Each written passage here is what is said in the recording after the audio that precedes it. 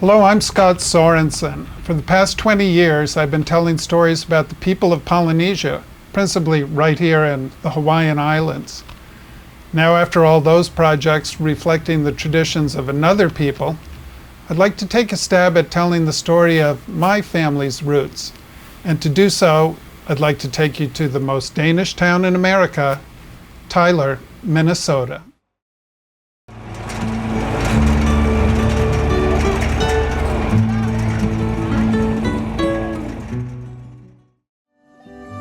I was born in the Twin Cities on an extremely cold January day in 1950. My mom hailed from a small Danish settlement a few hours to the southwest, and that place called Tyler became our home away from home. Lots of cousins, aunts and uncles, barns to play in, animals to ride. It was really heaven on earth for us kids.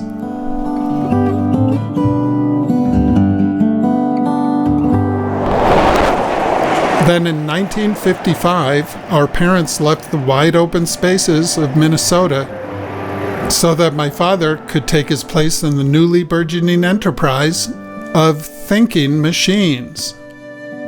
Luckily for us kids, we'd make that trek back to Minnesota every few summers or so, which kept us grounded in the simple pleasures of living in a close-knit, small-town community. The matriarch of our family was our grandmother, or in Danish, bestemor, Sigrid Cruz. She was strong and vital well into her 90s. Her quiet and gentle guidance shared volumes of ethics and principles that we cousins barely noticed as it was seeping down into our emerging personalities. Of course, the farm life was all fun and games for us. Sure, it was hard at times, but none of us were planning to make a living by farming.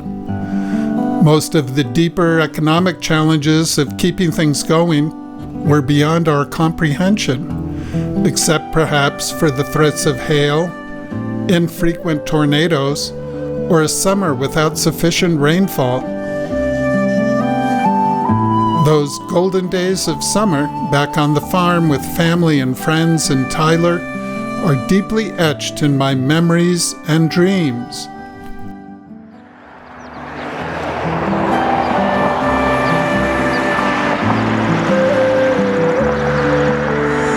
Tyler, Minnesota seems like it's a long way from nowhere. It's in a wonderful part of the state of Minnesota, but often forgotten about part of the state of Minnesota, and that is the southwestern portion of the state. It feels very much like you're in the middle of nowhere, and I mean that in a very kind way. That's a nice feeling. It's a nice feeling to feel that you're away from things. Scott Thompson, like me, is only a part-time visitor to Tyler. He's the grandson of my mom's dentist. When you drive down to Tyler from the Twin Cities, for example, or a metropolitan area, you go through the country, all the farms, and in a sense it feels like you're out on the ocean. There's an infinite sensation that you get being in farm country. The sky is big. It feels like you can see almost forever in any direction you look. And it's a town of, 1,200 people right now. It was first formed basically back in the late 1800s as a strictly Danish community. And even to this day in the 2000s, it's still heavily influenced by Danish, but certainly has lost a lot of its Danish culture and heritage in terms of actual population. I would guess that not even 50% of the population is Danish-based.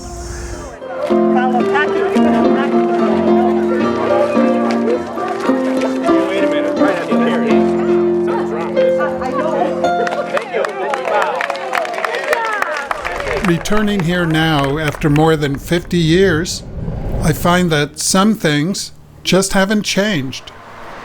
For instance, the kids of Lincoln County preparing their animals for the annual Lincoln County Fair, now in its 100th year. Well, this whole week is pretty busy for the kids in 4-H, whether they have livestock or not. If they don't have livestock, they might be getting their vegetables ready or finishing up on art projects or framing the photography. any sort of project. But then there's This those is Amanda livestock. Buell, a graduating senior this year at the local high school. She has one foot in both worlds, the Tyler of yesteryear and the Tyler of today. She's the granddaughter of choir master Agneta Buell, a true keeper of the flame, who among many other things plays traditional Danish folk tunes for a group of folk dancers in town.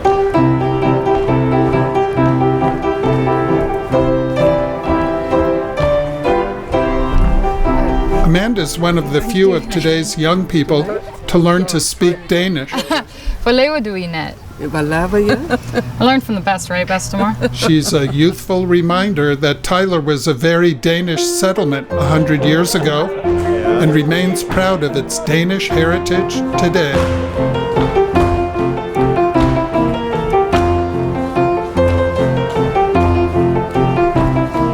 In fact, we picked the perfect time to visit Tyler this summer.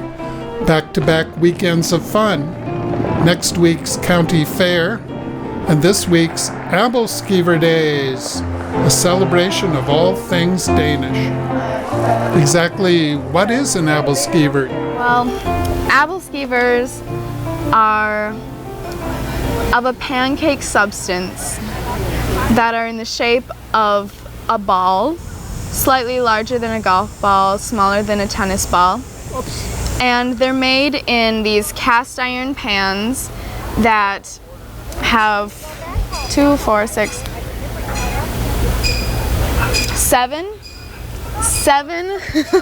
little half circles in them, and you pour the batter in and then you rotate it as they cook, and you eventually get this little fried ball of dough. And if it's done right, it's all cooked all the way through, and so you don't have to worry about the cream filling that some kids think is pudding, but it's really not. It's just uncooked batter. And you get this delicious little ball of goodness, and you put syrup on it or powdered sugar, and sometimes people do like fruit topping. Some kids just eat them plain. Aebleskiver Days is the celebration of Danishness, and why not? I mean, even though half the town isn't Danish anymore, you've got to cling to something, and this is a pretty nice thing to cling to. It's seeing a town take pride in everything they do. It's one of the things I think that happens here that makes it special is you create your own entertainment.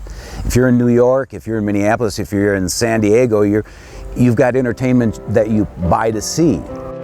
And here, you create your own entertainment, and Aebleskiver Days is the best of that in many ways, in that the town really steps up and celebrates its Danishness, its town heritage, and we love that. And it's so nice to come into that environment. It just feels so good to be a part of the pride and the joy of everyone getting together, and it's kind of an annual homecoming, if you will, for the Tylerites, and it's a pleasure to be a part of.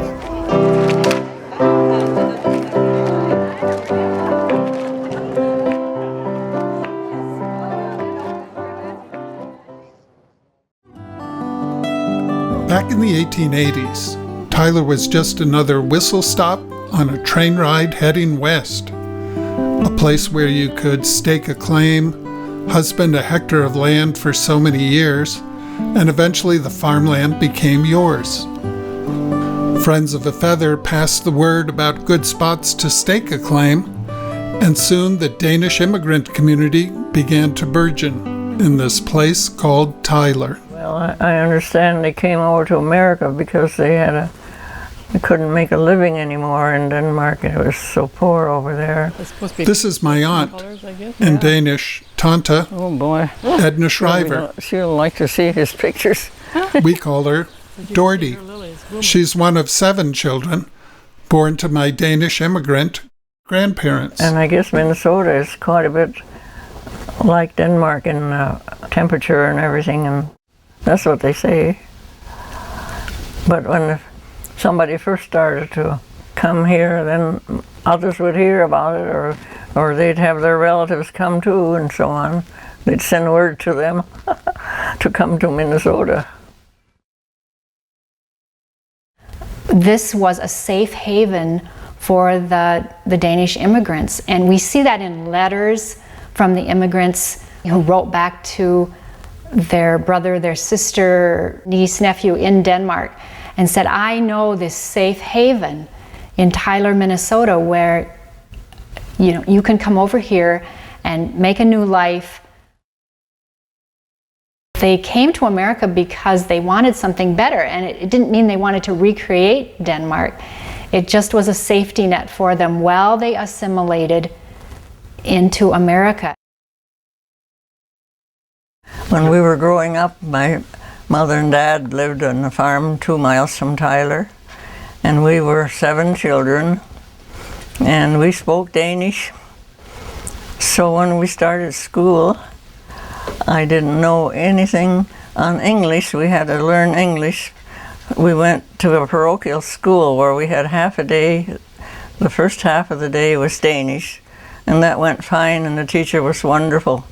But after we had our noon lunch, I couldn't understand a word she said because we had to learn English and everything was on English. So it was kind of hard, but eventually we learned it. But at home we only spoke Danish. We didn't know anything about language. We just spoke Danish and went to a Danish school and a Danish church.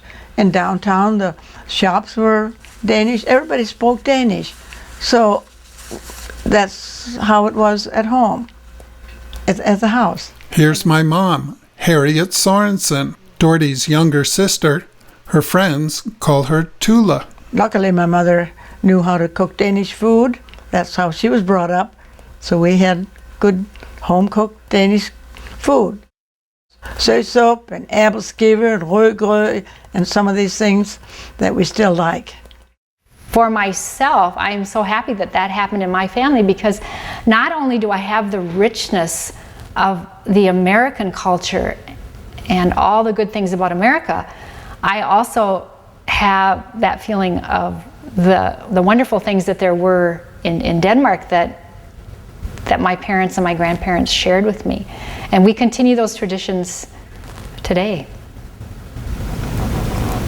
Another lifelong Tylerite, one from my generation, is educator and historian Ricky Bly, who lives right next door to the Danish Community Center, which was established by the first Danes in Tyler, a place called Dannebo.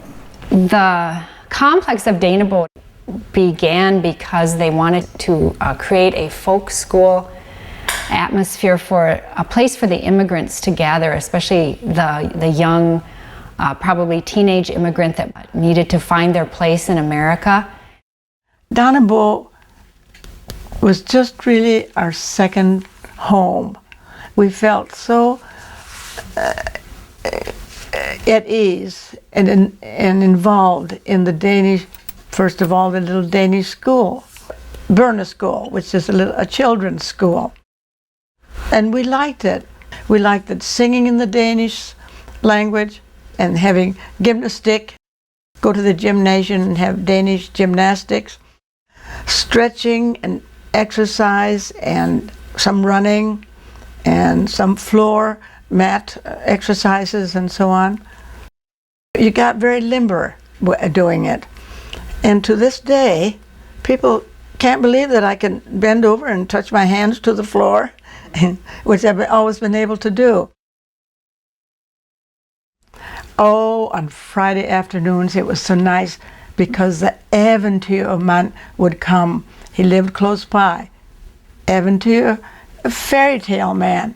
And he would recite Hans Christian Andersen fairy tales to us and put so much expression into it. We just loved it. Well, the fairy tale man was my grandfather, and he had come from Denmark. But it was very exciting when he would come to the school. I can hear him telling Rumpelstiltskin, and he would stamp his foot, and Rumpelstiltskin was so angry, and he would just stamp. I thought his foot was going to China. And one time he actually threw an umbrella and way up in the area. He had all the motions and the voice. Yeah, it was a thrill to have him. We took it completely as entertainment, but unbeknownst to us, it must have also inspired us and set good habits and good moral values to us, to help others and be kind to others and make the best of what you have. I think I hadn't really thought about it before, but I think we did get some good things out of it. I think it was a very good place to grow up and learn about neighbors and other people and how to get along together. What happened at Danabode is, I believe, a common linkage to what we see with all immigrants, at least to the immigrants who want to hang on to their culture and to the things that enriched the culture that they left. It's a good thing.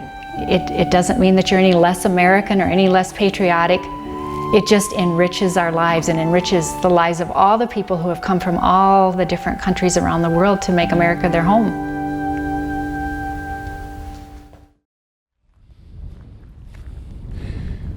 Each year we have Hide the Wooden Aebleskiver, and there's a series of clues, usually 4 of them. One is delivered each day. This year's clues happen to center around our railroad tracks, the fertilizer plant, and the clues were designed in that fashion.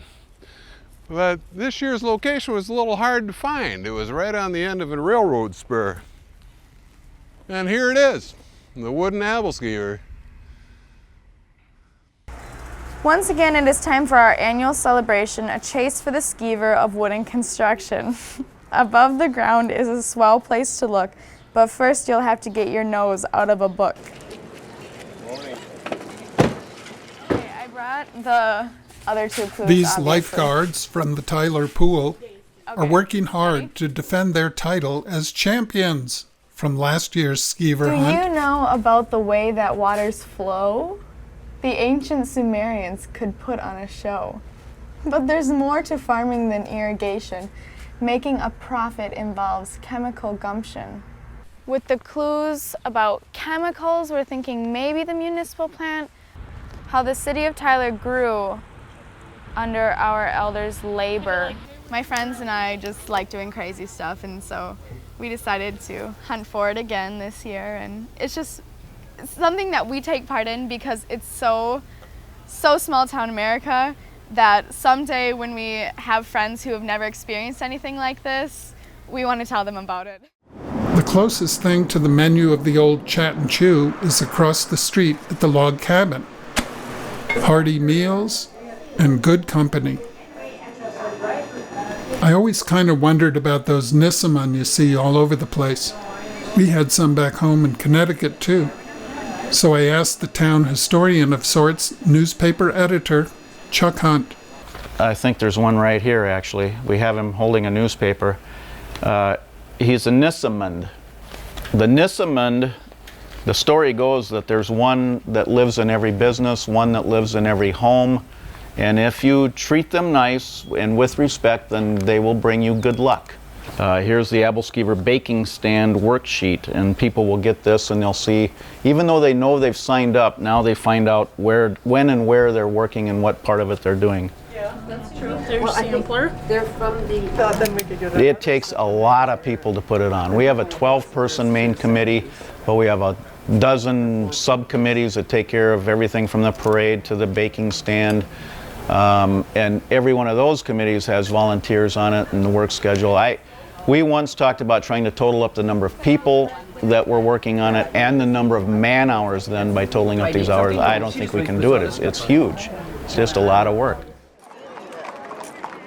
It's a small little town and it's kind of a paradise for kids because there's no problems and you just get to, have your innocence and live every day and not have any worries.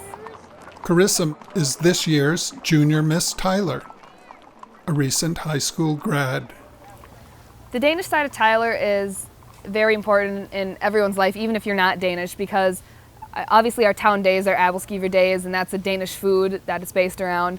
The Danish flags are always flying, there's folk dancing and things even non-Danish people will learn just from living in Tyler. You really, even if you're not Danish, you get a big taste and you know what it's like to be Danish.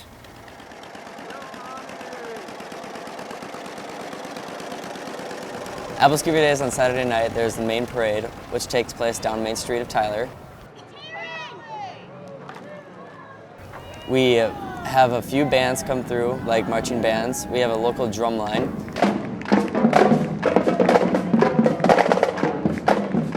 What we do for the most part is we take either trucks or vehicles. We support local businesses. We have floats that kind of like Junior Miss float and whatnot. They throw candy out, which I guess is something special to Minnesota, I hear. It's just kind of another way to just bring the community together and kind of have an enjoyable time.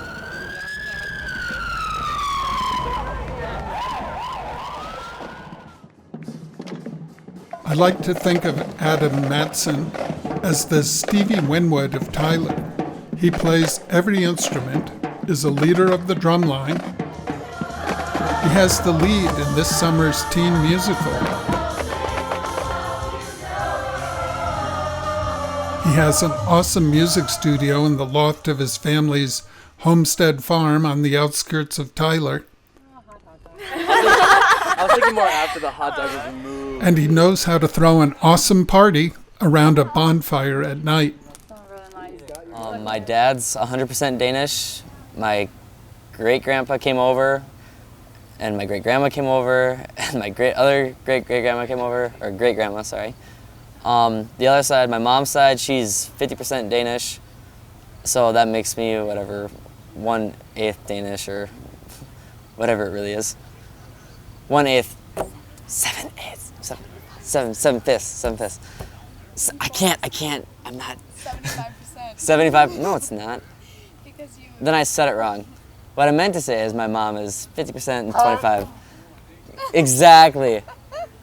I don't care. I'm from... You're a lot, dude. Now about the RTR school system, which is very good at educating our youth. No, we'll keep out of that. I guess when I think of Tyler, I think of just small town America. You know, what people, all the stereotypes about small towns, it's true. It just so happens that Laura Weering lives at the farm next to the one where I spent my summers. This used to be the Bullison place, and it's now home to the hair salon. The thing about, you know, everyone gossips at the beauty shop. My mom's a hairdresser, so she owns a beauty shop, and it's out on our farm. And it is true. Like, ladies just come into the beauty shop and talk about everything they heard. And so as far as people knowing everything about everyone, it's true. What people think about small towns in that aspect is true.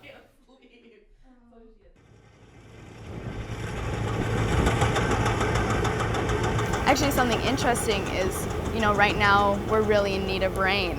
And some little kids who come to the swimming pool where I work, they talk about, oh, we really need rain. And they get kind of worried about it because they know that they've heard their parents talking about it because we really need rain for the crops. And, you know, only in a small town or only from a farm kid would you hear from them, we really need rain. It's not for our lawns, it's for the crops. And only in small towns or on a farm would you hear that coming from, you know, a 6-year-old child.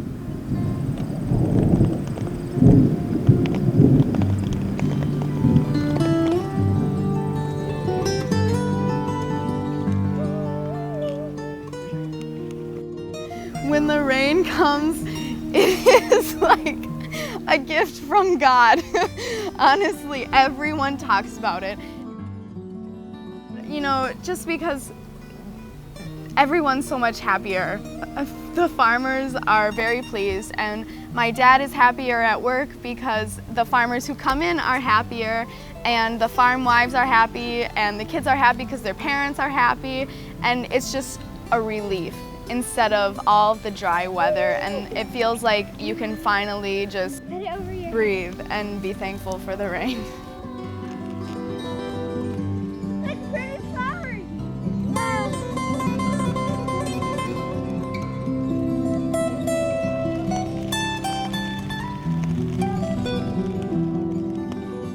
A ways out along the highway is the Wichern Farm, a historic homestead that's been in the same family since the late 1800s.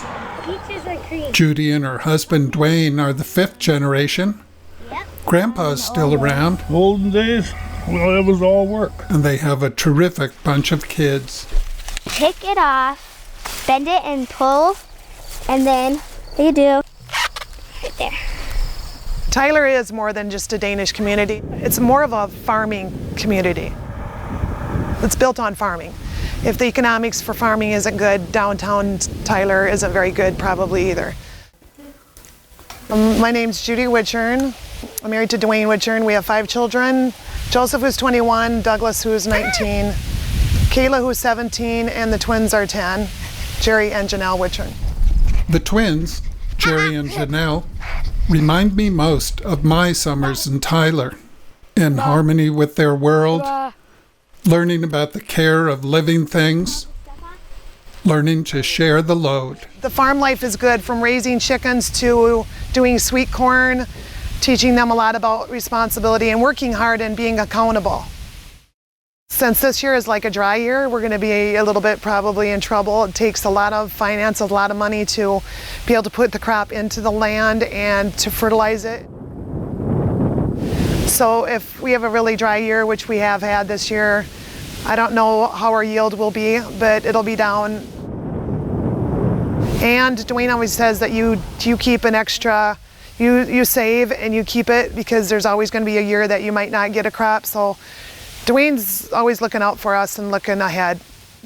So I guess between the fact that we have 3 sons, we'd really hope and pray that one of our sons would take over the farming someday as we get older, so that it stays in the family name of Witchern. That'd be great.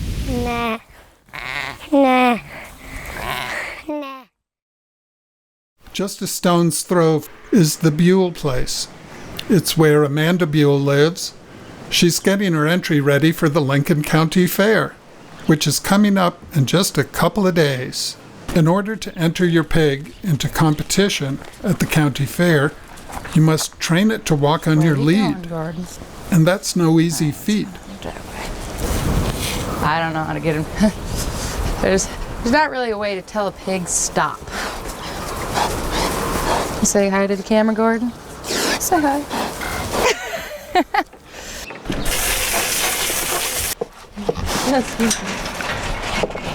A whole lot of work goes into grooming and all the other preparations.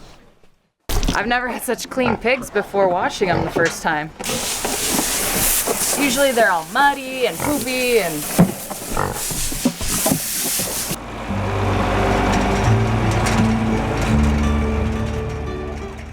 Lincoln County Fair, now in its 100th year.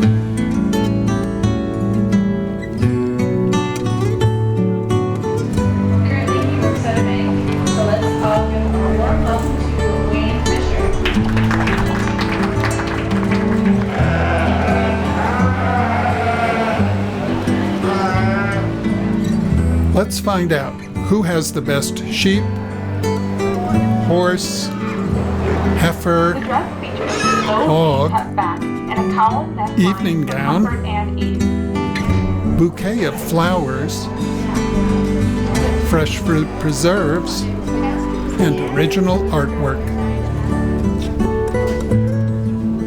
This is a hydrangea. This is a first-time entrance this year. She has never showed at the fair before, so she's quite excited. She should be. It's a gorgeous flower. I asked her if it bothered her to cut it, and she says, yeah, it really hurt. Like my stargazer, that hurt too. Now here's the thing about the competition at the county fair.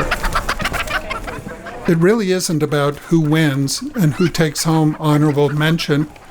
This is a chance for us to broaden our understanding of how things work and grow. Pretty good. I don't see any problems there at all. The judges are a treasure trove of knowledge and information. What you might want to do is take a clipper and trim that off a little bit. Is it for showmanship?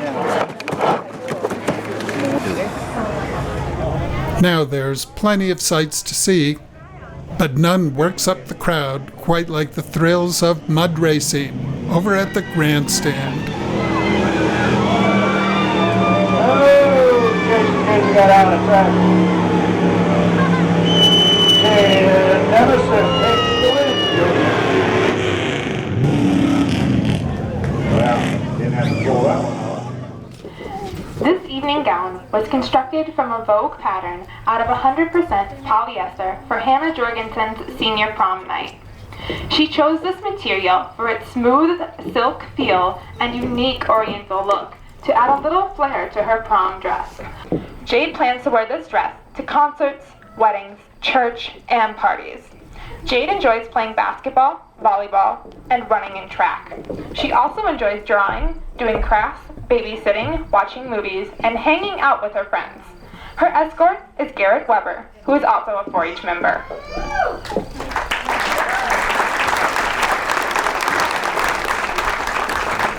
Her entire dress cost her less than $20. What a deal!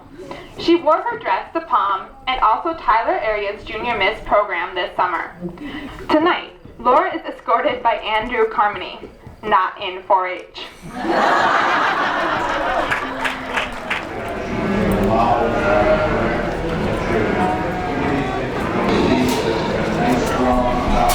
Here's everything you need to know and more about rooster, pullet, hen. And also the she has got excellent undercolor. That you want that real smoky gray color.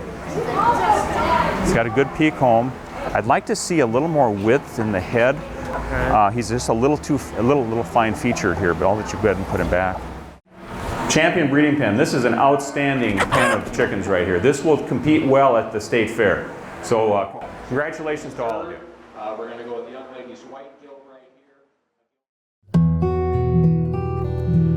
Well, it's almost time to say so long to Tyler for yet another summer. Farewell to Tyler, and so long, summer's song.